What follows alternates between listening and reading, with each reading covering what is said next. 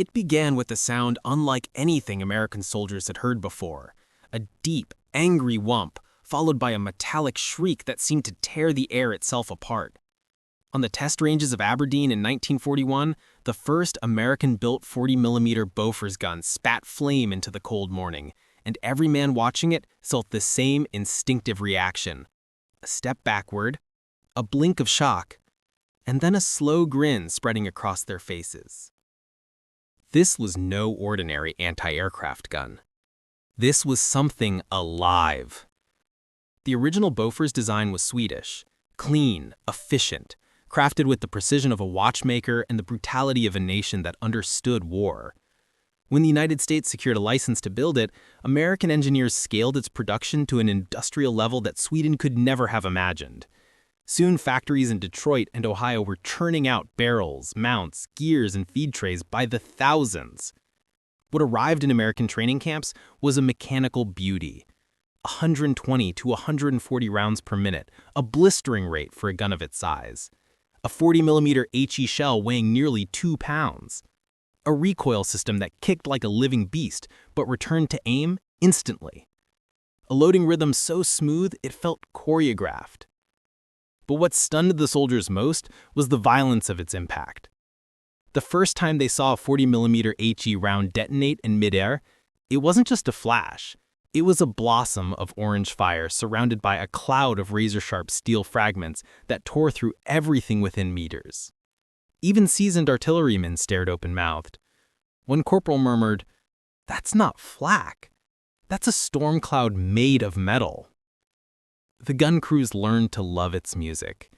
The scream of the feed tray, the clacking of the bolt, the steady rhythm of shells being fed two at a time, and the unmistakable boom, deep, sharp, authoritative. When fired continuously, the Bofors didn't sound like artillery.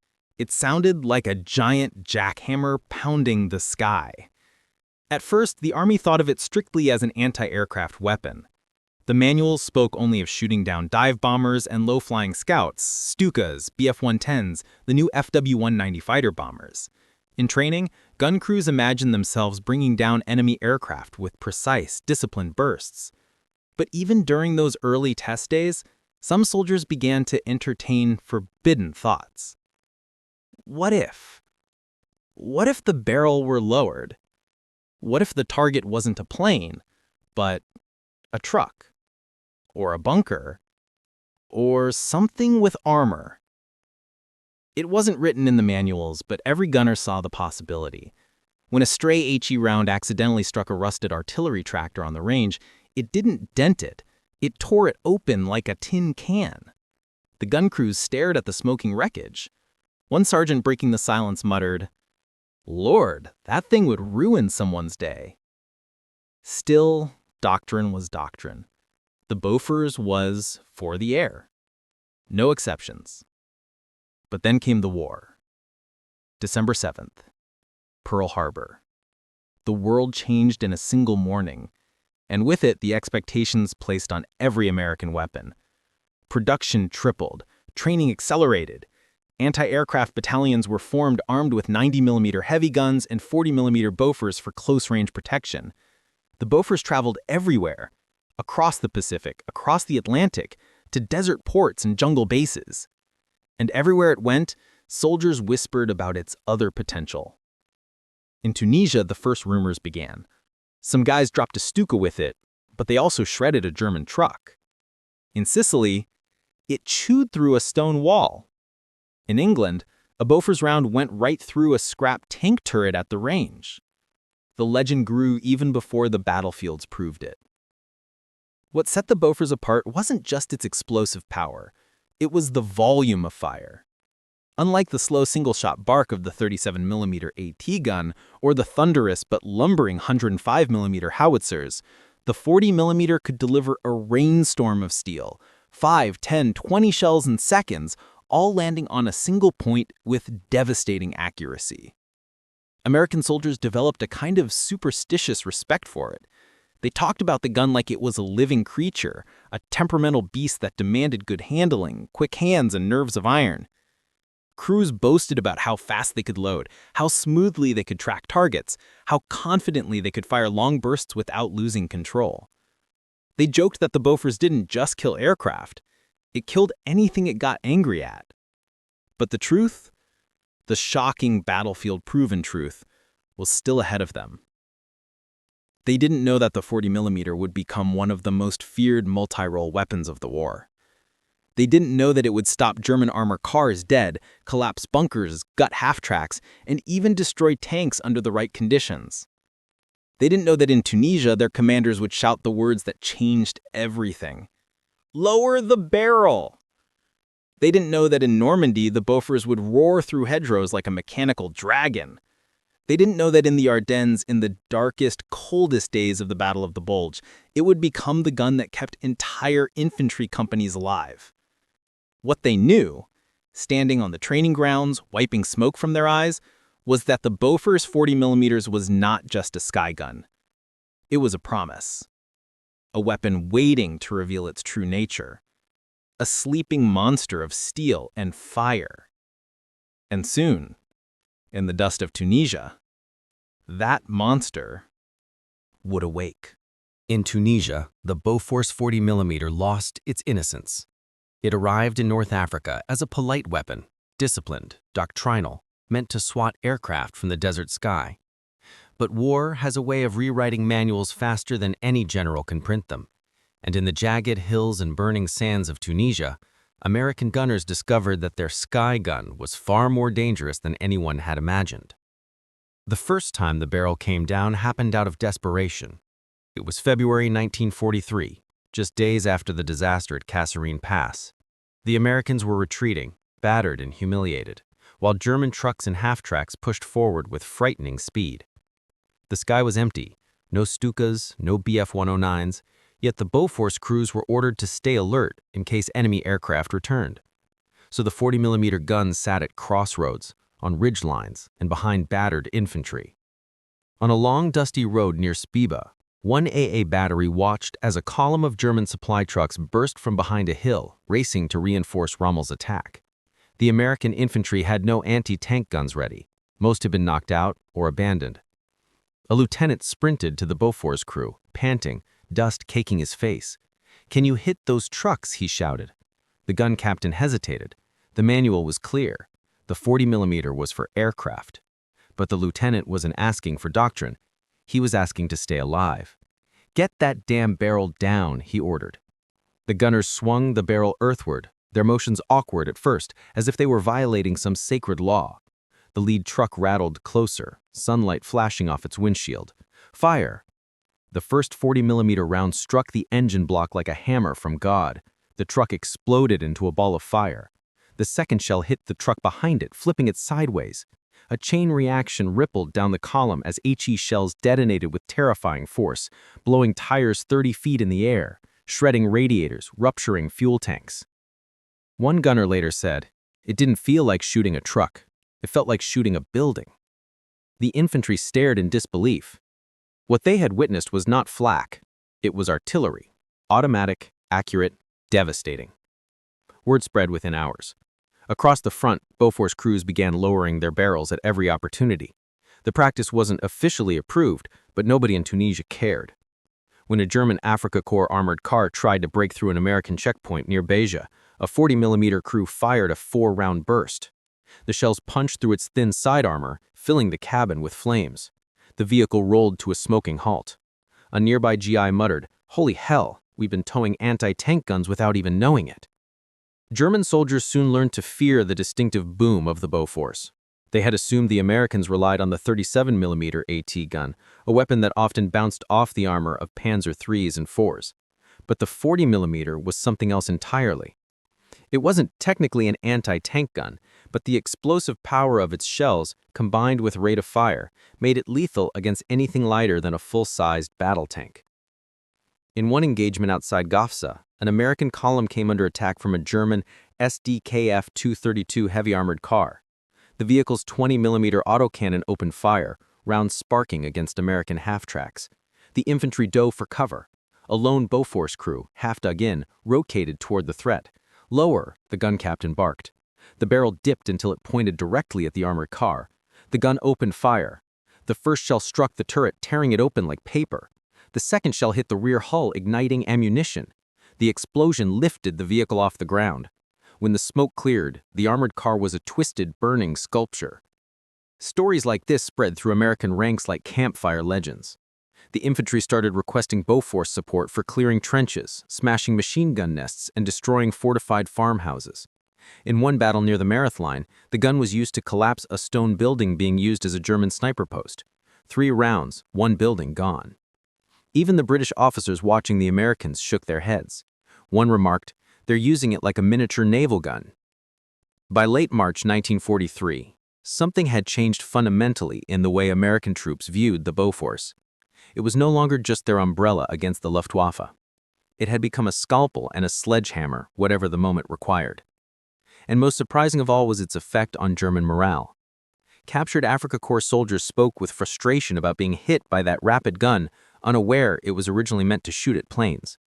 They had seen trucks shredded, bunkers ripped apart, and reconditioned vehicles turned into scrap metal. A German NCO confessed, "When the 40mm fired, we didn't know where to hide. It came too fast, too violent." Tunisia forged the Bofors' new identity. It went into Africa as an anti-aircraft gun. It came out as one of the most versatile weapons in the entire U.S. arsenal. The men of the desert had awakened the monster. And in Normandy, surrounded by hedgerows and ambushes, that monster would become something even more terrifying. Normandy was not the desert. It was a maze, a green, suffocating labyrinth carved by centuries of farmers and bordered by hedgerows thick enough to swallow entire squads. The men who landed on D-Day thought the worst was behind them after crossing the beaches. They were wrong. Inside the Bocage country, every field was a fortress, every crossroads a trap, every hedgerow a perfect ambush site for German infantry, machine gun teams, and armored vehicles lying in wait. And into this nightmare came the Bofors. No one had planned for it to fight here. The gun was mounted on trailers or half-tracks, tall and conspicuous, hardly the subtle predator one might choose for hedgerow warfare. But as in Tunisia, necessity overruled theory. German resistance was vicious. Standard infantry support weapons, rifles, machine guns, even mortars, often bounced harmlessly off thick Norman walls or were lost behind hedgerows that blocked line of sight. Bazookas were deadly, but only at suicidal distances. The Americans needed something that could clear a hedgerow, destroy a hidden bunker, and shred vehicles trying to escape. They needed violence on demand. They needed the 40mm. First blood in Normandy. The first major ground engagement for the Bofors in Normandy happened on June 9th, just 3 days after D-Day, near the town of Sainte-Mère-Église. An American column advancing along a narrow road was pinned down by German machine guns firing from a farmhouse built of thick Norman stone. Rifles and BARs did nothing. A Sherman tank tried to engage but couldn't depress its main gun low enough while stuck behind a hedgerow bank. Then an AA officer, almost as an afterthought, shouted, "Bring up the Bofors." The gun rattled into position, its barrel swinging not towards the sky, but directly at the farmhouse door. The gun captain, without hesitation, ordered a short burst. 3 rounds flew. Whump, whump, whump, and the front wall of the house simply ceased to exist. Debris rained down like hailstones. German soldiers bolted out the back, only to be met by infantry who had been pinned for nearly an hour. The fight was over in seconds. A private from the 82nd Airborne, watching in stunned silence, whispered, "That wasn't a gun. That was a wrecking ball." The hedgerow monster awakens. Normandy taught the Americans very quickly that hedgerows were not obstacles, they were armor. A hedgerow could stop bullets, shrapnel, even a direct hit from some 75mm shells. But 40mm HE? That was different. When a 40mm round hit a hedgerow, it didn't just explode. It detonated inside the vegetation, blasting the foliage outward with lethal effect. Branches, dirt, stones, and splinters became deadly projectiles. Germans hiding behind hedgerows began to fear that familiar sound. The metallic buzz of the feed mechanism, the rising pitch of the power traverse motor, the sudden chest-thumping boom. In one engagement near Carentan, an American infantry platoon was ambushed from 2 hedgerows at once. The 40mm was called up. It aimed at one hedgerow, fired a 5-round burst, pivoted and fired again. Trees snapped, machine gun nests evaporated. German soldiers who survived the first strike abandoned their positions before the second burst arrived. A sergeant watching the destruction said later, "The hedgerows weren't protecting the Germans anymore. They were boxing them in." Killing armor, the manual said it shouldn't touch. Normandy wasn't just infantry ambushes, it was armor country too. Half-tracks roamed the lanes, armored cars tried to slip through gaps, and German light tanks like the Panzer II, French Hotkish captures, and even the occasional Panzer III moved cautiously among the farms. This is where the Bofors shocked everyone. The 37mm AT gun struggled against German vehicles, bouncing off angled armor. But the 40mm HE rounds behaved differently. They didn't rely on penetration alone. They relied on overpressure, fragmentation, and structural shock. At Les Desserts, an SDKF 250 half-track attempted to escape down a narrow lane. A Bofors crew tracked it like a plane diving for the deck. They fired 3 shots. The first ripped open the engine compartment. The second burst inside the troop area. The third flipped the vehicle on its side. When infantry reached the wreck, they were stunned. They looked like it had been hit by a naval gun, one soldier said. Another engagement saw a Bofors take on a Panzer II. The light tank attempted to maneuver behind a ridge but exposed its side armor briefly. The 40mm hit it with a 10-round burst. The explosive shells cratered the turret, shattered vision blocks, and ignited interior equipment. The tank died in under 10 seconds. The manual never listed tanks as valid targets. Normandy rewrote that rule by force. House killer, barn killer, anything killer. Norman villages were fortresses made of granite, timber, and stubborn German machine gun nests. Typical infantry weapons couldn't crack them. Even Sherman HE rounds sometimes required multiple hits, but a 40mm could put 10 shells into the same window in 3 seconds. In Saint-Denis, an American unit used a 40mm to blast apart an entire barn being used by German snipers. One burst collapsed the roof. Another burst blew open the support beams. The final burst ignited hay and equipment. When the smoke cleared, the barn was gone. Not damaged, not cracked, gone. Men began calling the Bofors the hedgerow monster. Others simply called it the answer.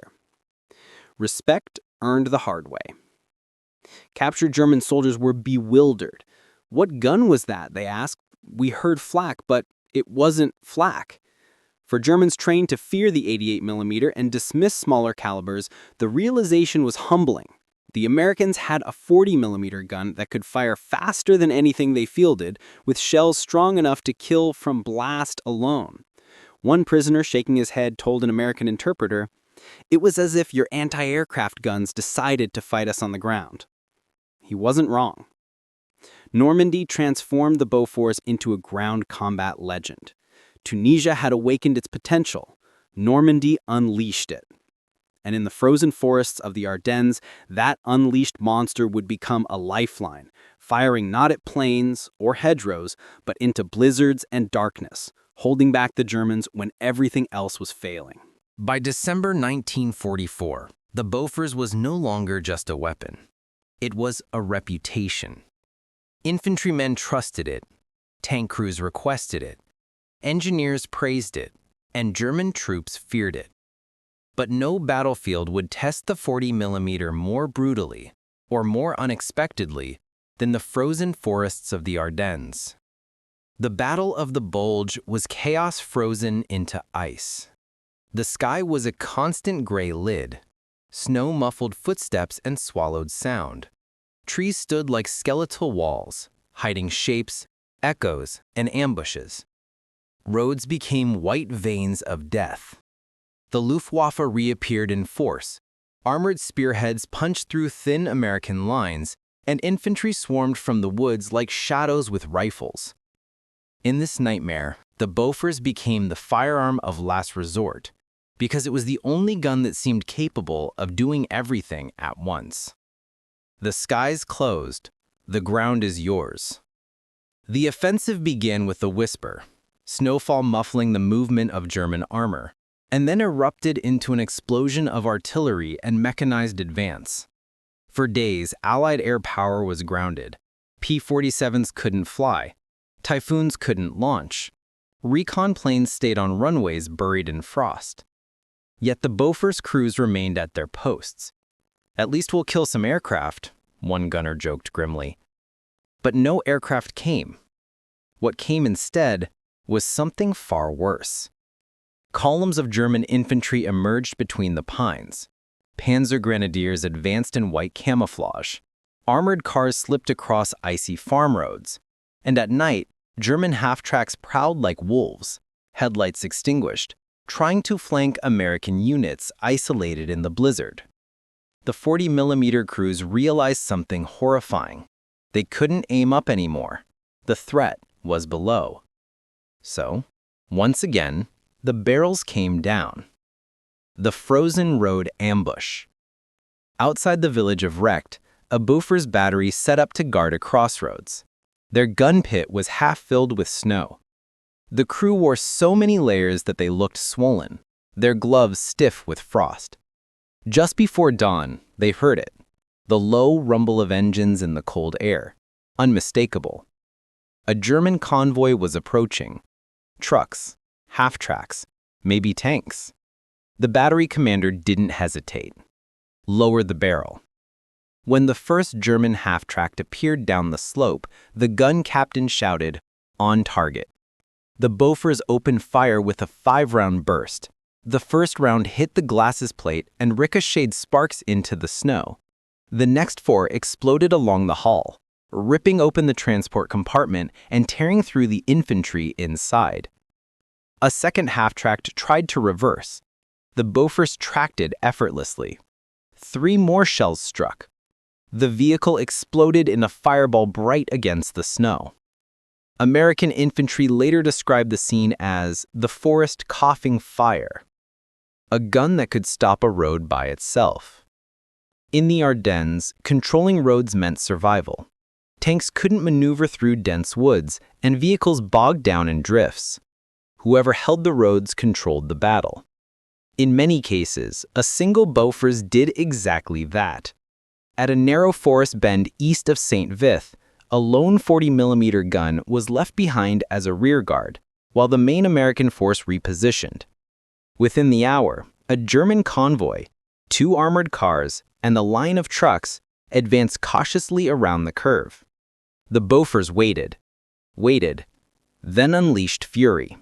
The gunner fired 10 shells in rapid succession. Half the column was wrecked before they even realized what hit them.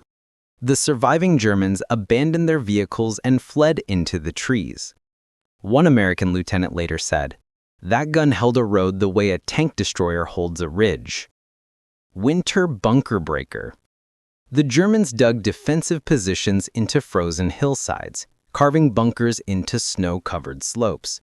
Rifle fire from these positions was precise, deadly, and almost impossible to neutralize with small arms. But when a Bofors was brought forward, everything changed. In the village of Barak de Frontier, an understrength American defensive group held a strategic junction. German infantry moved in waves, using houses and barns for cover. Machine guns rattled from upper floors. A 40mm gun was hauled into the square by 6 exhausted men slipping on ice. The crew didn't bother with single shots. They fired bursts. Explosive rounds smashed into walls, collapsing them inward. Timber shattered. Entire rooms detonated from within. A German officer captured later confessed, "We thought a heavy artillery battery was firing. We had no idea it was only one small gun." Against armor in the snow. Even medium tanks felt the Bofors bite in the Ardennes. While the 40mm couldn't reliably penetrate Panther or Tiger armor, the HE rounds could disable tracks, destroy optics, detonate external equipment, wreck machine gun mounts, force crews to button up, blind tanks by blasting through periscopes. In one fight near Malmedy, a Bofors hit a Panther turret ring repeatedly, jamming it. The tank crew, unable to rotate their gun, withdrew. It wasn't a kill, but it was a victory achieved by a gun that shouldn't have been able to challenge tanks at all. The gun that sang through the blizzard. During the worst of the winter storms, something strange happened. Every rifle jammed, every machine gun froze, mortars misfired, even tank engines choked on ice. But the Bofors kept firing, slowly, painfully, but firing. In the nights when American soldiers could barely feel their hands, when the wind cut through uniforms like glass, they waited for the sound, the deep, rhythmic whump, whump, whump of a 40mm firing somewhere in the dark. To them, it meant, we're still fighting. We're still here. You are not alone. One infantryman wrote in his journal, that gun sang through the storm. When everything else froze, it didn't. Respect in the snow. German prisoners in the Ardennes echoed the shock of their comrades in Tunisia and Normandy. Many asked the same question. What is that fast gun you use against our soldiers? When told it was originally designed to shoot airplanes, they laughed in disbelief. Impossible. No anti-aircraft gun fires like that. But it did. And it turned the tide in countless small engagements. The Battle of the Bulge transformed the Bofors from a multi-role weapon into a battlefield legend. Tunisia revealed its potential. Normandy unleashed its fury. Ardennes showed its endurance, its ability to save lives when everything else faltered. But its story wasn't finished. Ahead lay the final chapter, the legacy of the gun that did everything, from shredding tanks to clearing skies, from breaking bunkers to holding roads. When the winter finally broke and the Ardennes quieted, the Bofors crews were left standing among blackened trees, burned-out vehicles, and snow stained with the memory of battles fought in darkness. Their hands were cracked from cold, their coats stiff with frozen grease, but their guns still sat there, steam drifting from its barrel, paint scorched, metal scarred. The war wasn't over, but those who had survived the Bulge understood something profound. The 40mm Bofors had become far more than an anti-aircraft gun. It had become the weapon of adaptability, a battlefield chameleon that met every threat the war could throw at it. And its story, its real legacy, was just beginning. A weapon that redefined its own purpose. When the Bofors first entered American service, no one imagined it would be used the way it ultimately was. Doctrine had tried to restrain it. Manuals had insisted on a single mission: kill aircraft. But war has a way of promoting the weapons that can survive in chaos. In Tunisia, the Bofors became an improvised anti-vehicle gun. In Normandy, it became a hedgerow-clearing monster. In the Ardennes, it became the line between life and death. By 1945, even commanders who once dismissed the gun's ground uses openly requested it for offensive operations. The image of the gun shifted from a support piece to an assault weapon, from a background unit to the hammer at the front of an advance. This was the true miracle of the Bofors. It was never designed to do any of this, but it excelled at all of it. What the Germans saw. German troops, already conditioned to fear American artillery, now had a new nightmare. They had seen how American tank destroyers fought. They had experienced the ferocity of naval bombardments, but nothing unnerved them quite like the 40mm. Captured German officers repeatedly described it in interrogation reports. It hit like a bomb, but fired like a machine gun. That fast green tracer, it sliced through our positions. We thought it was your heavy artillery firing rapidly, but it was smaller, much smaller. To the German infantry, the Bofors was a paradox. Too small to be heavy artillery, too deadly to be a light gun. It shattered their expectations, literally and psychologically. When German reconnaissance teams reported American positions, they began marking 40mm guns with the same caution reserved for tank destroyers and 105mm batteries. The Bofors, in their eyes, had become a strategic threat. The soldier's view. The gun that saved us. American infantry adored the Bofors, not because it was elegant or easy to use, but because it answered their most desperate needs.